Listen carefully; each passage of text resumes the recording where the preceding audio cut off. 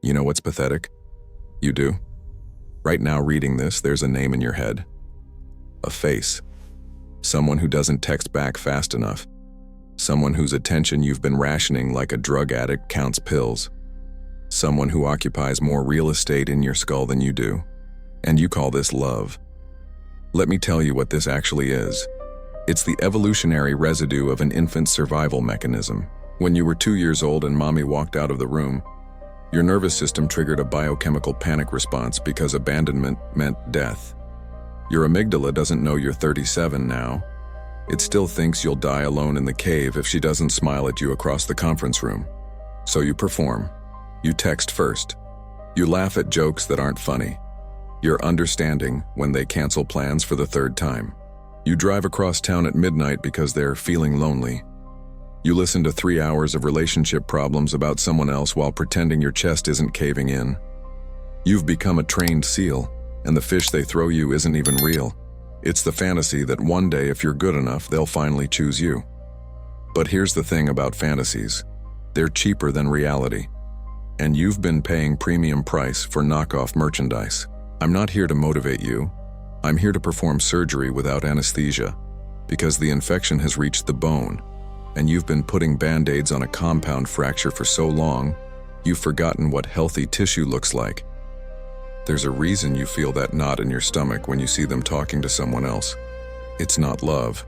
It's not even jealousy. It's the cognitive dissonance between 2 competing beliefs.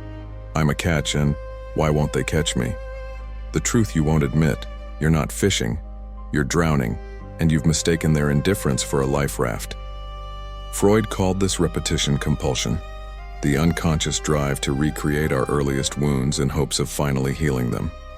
You're not choosing partners. You're casting actors in a psychological drama written when you were 6 years old, when you first learned that love was conditional, that it could be withdrawn, that you had to earn it through good behavior, compliance, and the erasure of your own needs. Your father was emotionally unavailable, so you chase emotionally unavailable women, hoping this time the ending will be different. Your mother withheld affection when you misbehaved, so now you perform for conditional lovers, believing that if you're just good enough, consistent enough, understanding enough, you'll finally get the unconditional love you were denied. But here's what Freud understood and you don't. You're not trying to get love. You're trying to master the original trauma. You're trying to go back in time and fix what broke. And you can't. Because the child who needed that validation is gone, and the adult you've become is fighting a war that ended decades ago. The role you keep auditioning for? The one where you're finally enough. Where your worth is validated by someone else's desire. Where external approval fills the void your parents left when they taught you that love was something you earned, not something you inherently deserved. But here's the paradox that breaks most people. The harder you work to be chosen, the more unchosen you become. Desperation has a scent, neediness has a frequency, and the people you want most are the ones most allergic to it. Why? Because at a primal level, they understand something your conscious mind refuses to accept. Need is the opposite of value. Think about it. When you need something, you're in deficit.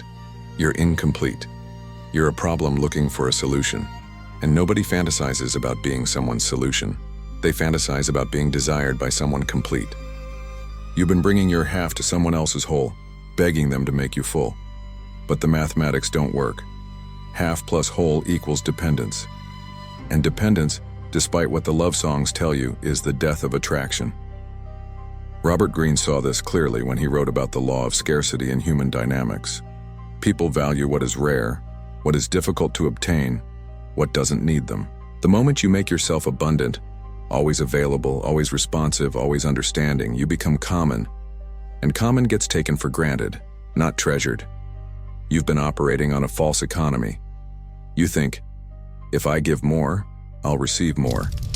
But relationships aren't vending machines, they're power exchanges, and you've been negotiating from a position of permanent deficit, wondering why you keep getting played. Let me show you the architecture of your prison. There are 7 levels to human autonomy. Most people die somewhere between the 1st and 3rd.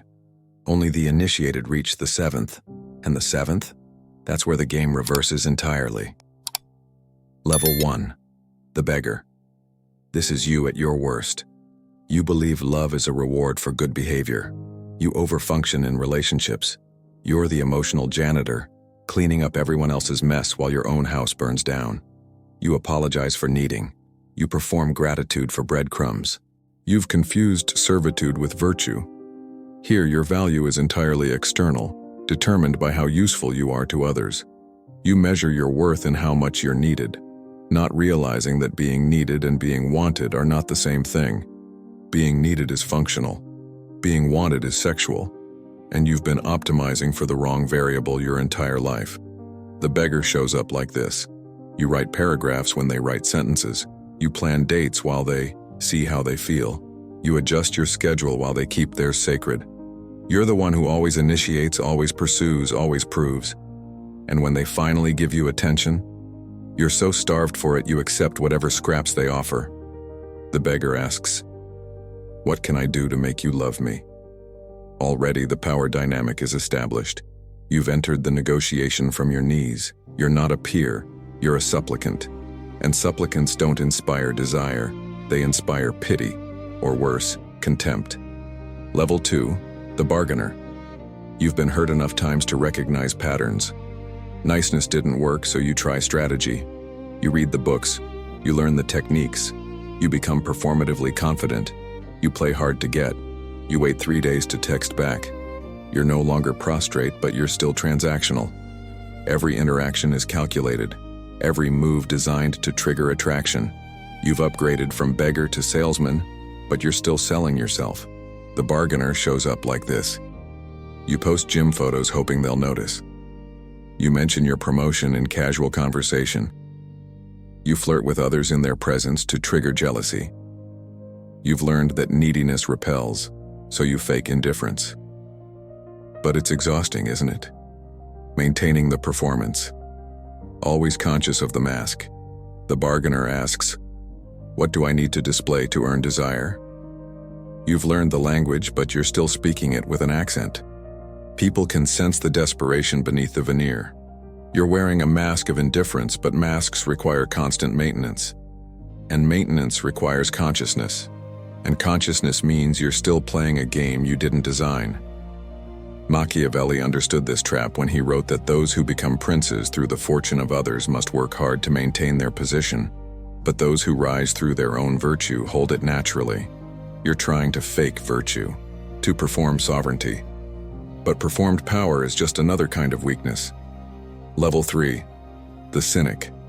You've been burned badly now, maybe multiple times.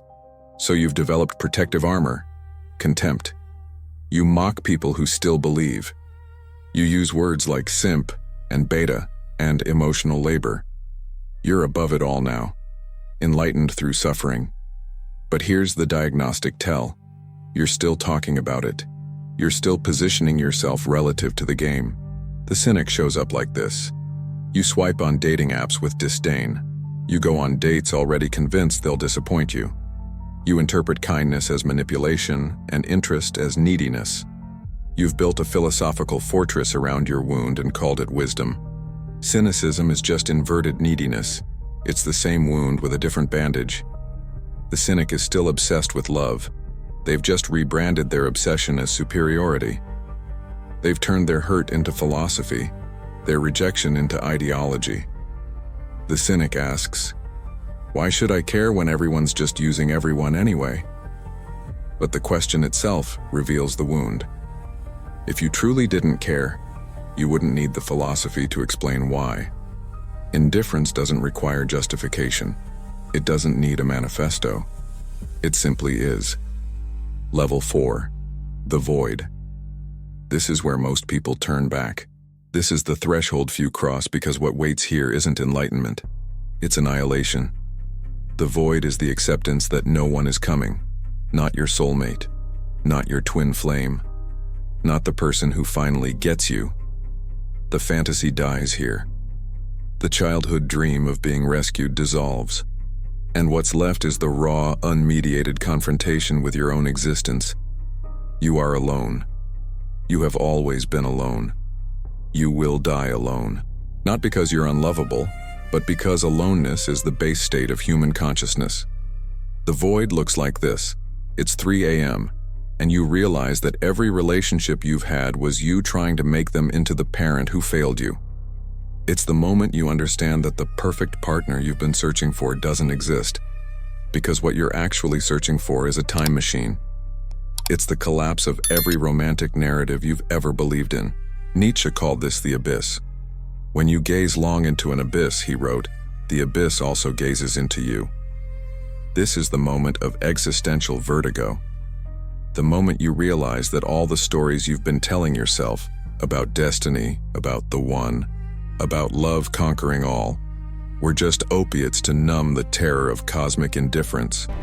This is the dark night, the crisis point, the place where weak men retreat into addiction, distraction, or the next relationship that promises to save them. They run back to level 1 or 2, convincing themselves that this time will be different, that they just haven't found the right person yet.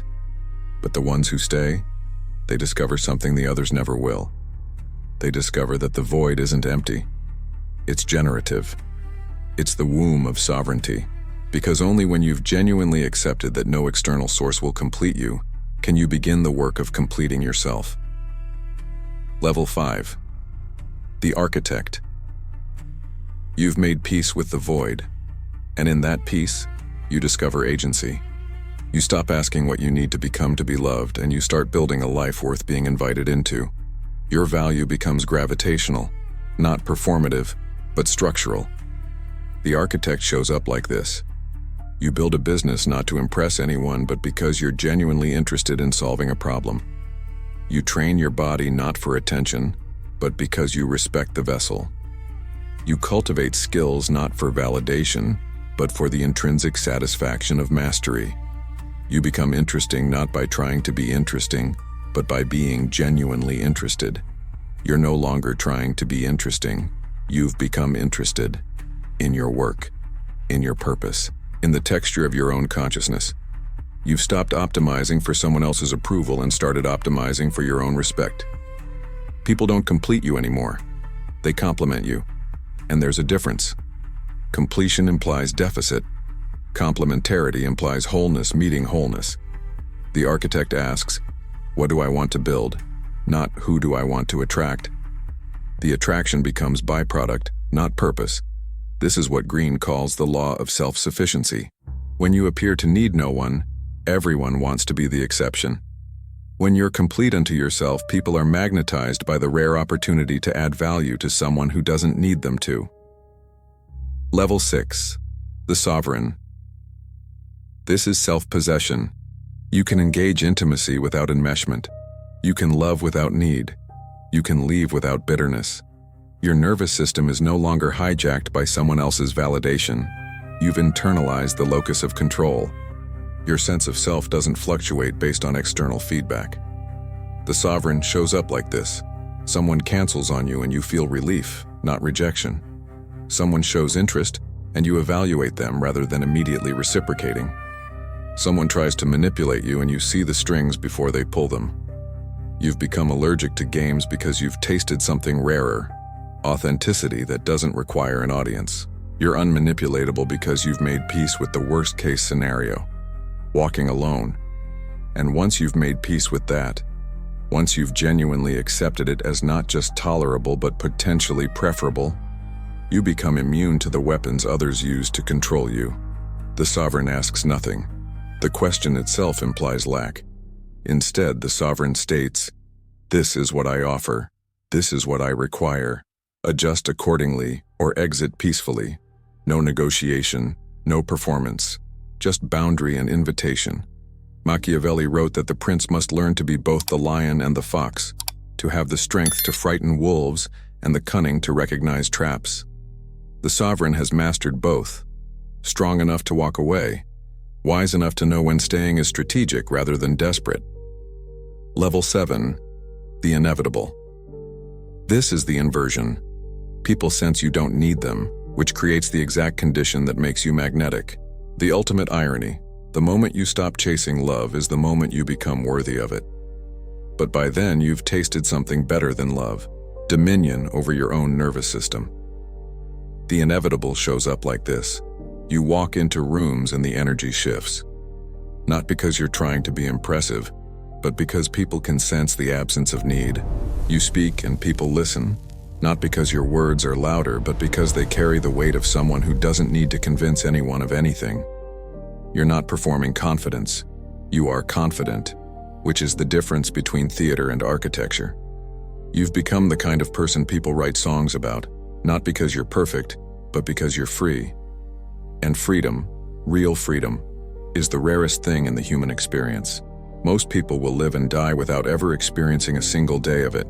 The inevitable doesn't pursue, doesn't perform, doesn't prove. The inevitable simply exists, and existence is enough.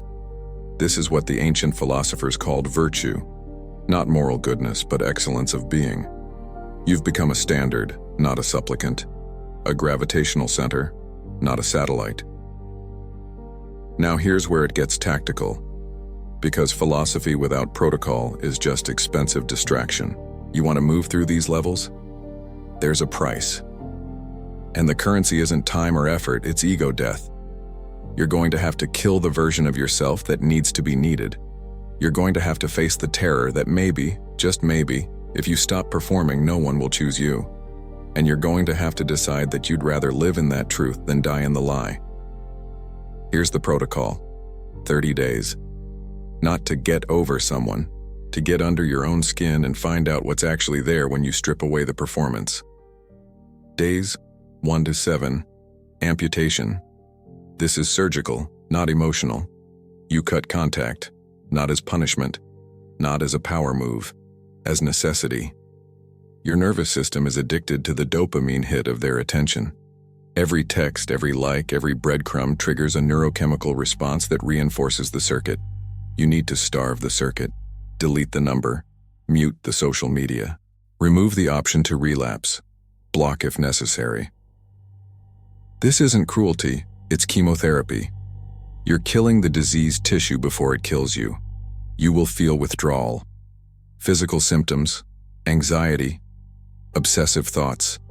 Your hands will itch to reach for the phone. Your mind will create elaborate justifications for just checking in. You'll convince yourself that you need closure, or that you should check if they're okay, or that maybe they've changed. Let it happen. This is the poison leaving your system. The pain is proof of healing, not evidence that you're making a mistake. Freud called this the return of the repressed. All the feelings you've been medicating with their attention will surface. Grief, rage, shame, terror, the feeling that you've made a terrible mistake, the fear that you'll die alone. Feel them, name them, write them down if you need to, but don't act on them. Don't text, don't check their Instagram, don't drive past their house. Every time you want to reach out, do 20 push-ups instead. Redirect the compulsion into something that builds you rather than depletes you. Days 8-14. Observation. You're going to notice something disturbing. Most of your thoughts aren't yours. They're anxious simulations of what someone else might be thinking about you. Did they notice I didn't text back? Are they with someone else now? What if they're happier without me? What if I made a mistake? What if they were the one and I just blew it? Write down every single one of these thoughts. Don't judge them. Just observe. You're building evidence of how colonized your mental real estate has become. How much of your consciousness is dedicated to someone who isn't even thinking about you. This is the week you'll discover how much of your identity was constructed in reaction to them. How many of your decisions were made to impress them, attract them, stay relevant to them. How little of you was actually you. Count how many times per day you think about them. Keep a tally. You'll be shocked. It might be hundreds of times. Each thought is a piece of your consciousness you've surrendered. Each fantasy is energy you could be investing in your actual life. This is also the week you'll start to see the pattern across multiple relationships. You'll realize this isn't about them specifically. It's about the role you've been casting them in. The parent who finally chooses you. The authority who validates you. The audience who applauds you. You've been trying to make lovers into gods, And that's idolatry, not intimacy. Days 15 to 21. Reconstruction. This is where you build something. A project, a skill, a business. A body that reflects discipline instead of desperation. The goal isn't success. The goal is becoming someone you respect when no one's watching. Choose one thing, just one. Not 10 goals. Not a complete life overhaul. One concrete, measurable thing that you're going to improve or create over the next 7 days. Maybe it's writing every morning. Maybe it's learning a new programming language. Maybe it's training for strength. Maybe it's building a piece of furniture with your hands. The specific thing matters less than the commitment. You're reconstructing your identity outside the framework of external validation. You're asking, who am I when I'm not performing for approval? The answer will terrify you at first, because without the performance, you might discover there's less there than you thought. Good. That's the foundation. You can't build on delusion. You can only build on truth. And the truth is, you've been so busy being what you thought they wanted that you forgot to become what you actually are. This is where the real work happens. This is where you prove to yourself that you can commit to something and see it through without external validation. No one needs to know about it. No one needs to applaud it. You're doing it for the only person whose opinion actually matters. You. Days 22-30. Integration. Someone will reach out. They always do. An ex. A prospect. Someone who senses the shift in your energy and wants to test if you're really different. The universe has a sense of humor. It will send the exact temptation you need to prove you've changed. And here's where you'll know if the work took. You won't feel relief. You won't feel victory. You'll feel something closer to disgust.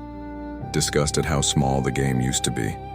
How desperate the old version of you was. How much real estate you gave away for nothing. When they text, "Hey stranger," or "I've been thinking about you," or "We should catch up," you'll feel the old neural pathway light up. The old hope. The old fantasy. But this time, there will be something new. Distance. Perspective. The ability to see the pattern before you fall into it. You'll engage if you want to, but you won't need to. And that needlessness? That's the scent of sovereignty. And it's the only thing that actually attracts quality. Because quality recognizes quality. And quality doesn't need, it chooses. This is also the week you'll notice other people responding to you differently. Not because you're trying to attract them, but because you've stopped repelling them with need. The receptionist at the coffee shop holds eye contact longer. The colleague who never noticed you asks about your weekend. Someone you've known for years suddenly seems interested. This isn't magic. This is physics. You've changed your frequency. You've gone from broadcasting, "Please choose me," to radiating, "I'm good either way." And that shift is detectable at a primal level. Let me give you the truth they hide in therapy and bury in self-help books. The person who needs less has more power. Not because power is the goal, but because needlessness is the only real foundation for intimacy. You can't love someone you need. Need is fear. Need is transaction. Need is the infant crying for the breast. And while that's appropriate for an infant, it's pathological for an adult. Real love, the kind poets try to describe and fail, only emerges between two people who don't need each other but choose each other anyway. Who could walk away but don't. Who are complete alone but more interesting together. But you can't choose that kind of love from level 1, 2, or 3. You can only perform it. And performed love is just prostitution with better branding. This is why the work is necessary. Not to get the relationship, but to become the kind of person capable of having one without losing yourself inside it. Green wrote in his laws that the greatest power is the power to walk away. Not as a tactic, not as manipulation, but as genuine capacity. When you can genuinely walk away from anything, a job, a relationship, an identity, you're no longer captive to it, and only the non-captive can truly choose. Here's the final piece, the one that separates the students from the initiated. Most people will read this and feel inspired for 48 hours. They'll cut contact, they'll hit the gym, they'll journal, and then they'll relapse. Why? Because inspiration is a drug, and drugs wear off. What you need isn't inspiration, It's installation, a new operating system. And operating systems don't install in a weekend seminar. They install through repetition, failure, and integration. You're going to fail. Multiple times. You'll break no contact. You'll fall back into old patterns. You'll convince yourself this time is different. And each time you fail, you have two choices. Use it as evidence that you're broken, or use it as data for calibration. The sovereign uses failure as feedback. The beggar uses failure as identity. Which one are you? There's a line from the Stoics that cuts through all the bullshit. The obstacle is the way. Your neediness isn't the problem to solve, it's the initiation to pass through. Every moment you don't text them is a repetition. Every time you choose discomfort over dopamine is a set. Every day you build something for yourself instead of for their approval is progress toward a nervous system that can handle freedom. And freedom, real freedom, not the Instagram caption version, is the most attractive thing a human being can possess. Because freedom means you're unmanipulatable, uncontrollable, unneedable. And the beautiful irony? The moment you become unneedable is the moment people start needing you. Not because you've become cruel, but because you've become rare. In a world of beggars and bargainers and cynics, sovereignty stands out like a cathedral in a favela. People notice. They're drawn to it. Not because they understand it, but because their nervous systems recognize what they've never had. Wholeness. And wholeness doesn't beg, doesn't bargain, doesn't perform. Wholeness simply is, and being is enough. So here's your choice. The one no one can make for you. You can keep walking around with your heart stapled to your sleeve, asking strangers to hold it gently. You can keep performing emotional labor for the illusion of intimacy. You can keep being the backup plan, the safety net, the one they respect too much to desire. Or you can accept the thing that will set you free and terrify you in equal measure. You don't need to be loved. You need to be formidable. The philosophers knew this. Marcus Aurelius built an empire while grieving. The warriors knew this. Musashi walked alone to become undefeatable. The artists knew this. Bukowski wrote his best work after he stopped chasing the muse. Love isn't a foundation. It's a luxury you afford yourself after you've built the fortress. The weak pray for love. The sovereign create the conditions where love becomes inevitable. The door is open, but you have to walk through it alone. And that's exactly why most people never do. They'd rather die in familiar chains than risk the terror of their own freedom. But not you. If you're still reading this, you're different. You're the kind of person who'd rather face the truth and suffer than hide in the lie and suffocate. The void is waiting, not to destroy you, to reveal you. And on the other side, you won't recognize yourself. Because the person who walks out of the void isn't the person who walked in. There's someone who finally understands. The heart was never a compass, it was a collar, and you just cut it off.